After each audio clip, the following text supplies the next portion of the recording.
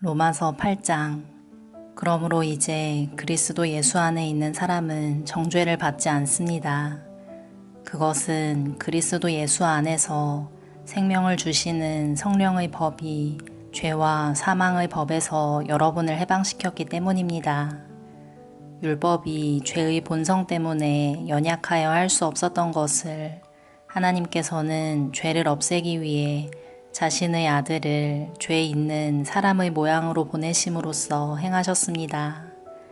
하나님께서는 죄인들 속에 거하고 있는 죄에 대해 유죄 판결을 내리셨습니다.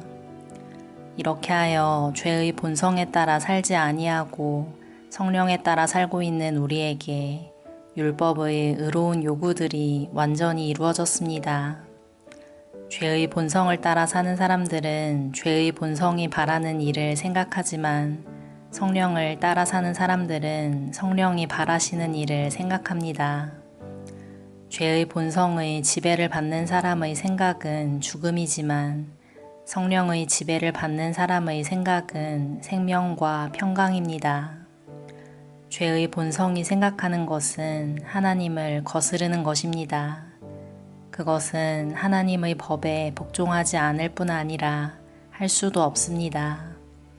죄의 본성의 지배를 받는 사람은 하나님을 기쁘시게 할 수 없습니다. 그러나 하나님의 영이 여러분 안에 계시다면 여러분은 죄의 본성의 지배를 받지 않고 성령의 지배를 받게 됩니다. 누구든지 그리스도의 영이 없는 사람은 그리스도에게 속한 사람이 아닙니다. 반면 그리스도께서 여러분 안에 계시다면 여러분의 몸은 죄 때문에 죽은 존재이지만 여러분의 영은 의 때문에 살아 있습니다. 예수님을 죽은 사람들 가운데서 다시 살리신 분의 영이 여러분 안에 살아 계시면 여러분 안에 계신 그분의 영으로서 여러분의 죽을 몸도 살리실 것입니다. 그러므로 형제 여러분, 우리는 빚을 진 사람들입니다.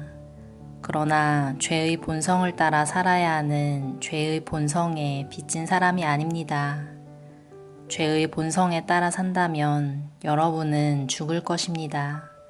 그러나 성령의 도우심을 받아 몸의 악한 일을 죽인다면 여러분은 살 것입니다. 왜냐하면 하나님의 영으로 인도받는 사람들은 누구나 하나님의 자녀이기 때문입니다. 여러분이 받은 성령은 여러분을 다시 두려움에 이르게 하는 노예로 만드는 영이 아니라 여러분을 하나님의 자녀가 되게 하는 영이십니다. 그래서 우리는 그 성령을 의지하며 아바 아버지라고 부를 수 있는 것입니다. 성령께서는 친히 우리의 영과 함께 우리가 하나님의 자녀라는 것을 증언합니다. 자녀라면 또한 상속자이기도 합니다. 우리는 하나님의 상속자이며 또한 그리스도와 공동의 상속자입니다. 그래서 우리는 그리스도께서 누리시는 영광에 참여하기 위해 그분이 겪으신 고난에도 참여하는 것입니다. 나는 현재 우리가 겪는 고난은 장차 우리에게 나타날 영광과 비교하면 아무것도 아니라고 생각합니다. 모든 피조물은 하나님의 자녀들이 나타나기만을 간절히 기다리고 있습니다. 피조물은 허무하게 되었습니다. 그렇게 된 것은 피조물이 원해서가 아니라 그렇게 하신 하나님의 뜻 때문이었습니다. 하지만 소망은 있습니다. 그것은 피조물도 썩어짐의 굴레에서 해방되어 하나님의 자녀가 누리는 영광스러운 자유에 참여하리라는 소망입니다. 우리는 모든 피조물이 이제까지 신음하고 해산의 고통을 겪고 있다는 것을 압니다. 피조물만 아니라 성령의 첫 열매를 받은 우리들 자신도 속으로 신음하며 우리가 하나님의 자녀가 되는 것과 우리 몸이 구속될 것을 간절히 기다리고 있습니다. 우리는 이러한 소망으로 구원을 받았습니다. 눈에 보이는 소망은 소망이 아닙니다. 보이는 것을 소망하는 사람이 어디 있겠습니까? 따라서 우리가 아직 보지 못한 것을 소망한다면 우리는 그것을 인내함으로 기다려야 합니다. 이처럼 성령께서는 우리의 약함을 도와주십니다. 우리는 무엇을 기도해야 하는지도 모르지만 성령께서는 말로 다 표현할 수 없는 간절함으로 우리를 위해 중보기도를 하십니다. 사람의 마음을 꿰뚫어 보시는 하나님께서는 성령의 생각이 무엇인지를 아십니다. 그것은 성령께서 하나님의 뜻에 따라 성도들을 위해 중보기도를 하시기 때문입니다. 우리는 하나님께서 모든 일을 하나님을 사랑하는 사람, 즉 하나님의 목적을 위해 부름을 입은 사람의 선을 위하여 하신다는 것을 알고 있습니다. 하나님께서는 전부터 아셨던 사람들을 그분의 아들과 동일한 형상을 갖도록 미리 정하시고 하나님의 아들을 많은 형제들 중에서 맏아들이 되게 하셨습니다. 하나님께서는 미리 정하신 사람들을 부르셨고 부르신 사람들을 의롭다고 하셨고 의롭다고 하신 사람들을 영화롭게 하셨습니다.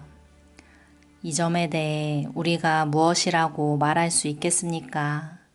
하나님께서 우리 편이시라면 누가 우리를 대적하겠습니까? 자기 아들까지도 아끼지 않고 우리 모두를 위해 내어주신 분께서 그 아들과 함께 우리에게 모든 것을 은혜로 주지 않으시겠습니까? 하나님께서 택하신 사람들을 누가 고소할 수 있겠습니까? 의롭게 하시는 분은 하나님이신데 누가 감히 죄가 있다고 판단하겠습니까? 죽으신 분은 그리스도 예수이십니다. 그분은 죽으셨을 뿐만 아니라 다시 살아나 하나님의 오른편에 앉아 계시면서 우리를 위해 중보기도를 하고 계십니다. 누가 우리를 그리스도의 사랑에서 끊을 수 있겠습니까? 환난입니까? 아니면 어려움입니까? 핍박입니까? 그렇지 않으면 굶주림입니까? 헐벗음입니까? 위험입니까? 아니면 칼입니까? 성경에 기록된 것처럼 우리는 하루 종일 주님을 위해 죽음에 직면하고 있습니다. 우리는 도살당할 양과 같은 대접을 받았습니다. 그러나 우리는 우리를 사랑하신 하나님을 힘입어 이 모든 것을 이기고도 남습니다. 나는 확신합니다. 죽음이나 생명이나 천사들이나 하늘의 권세자들이나 현재일이나 장래일이나 어떤 힘이나 가장 높은 것이나 깊은 것이나 그 밖의 어떤 피조물이라도 우리를 우리 주 예수 그리스도 안에 있는 하나님의 사랑에서 끊을 수 없습니다.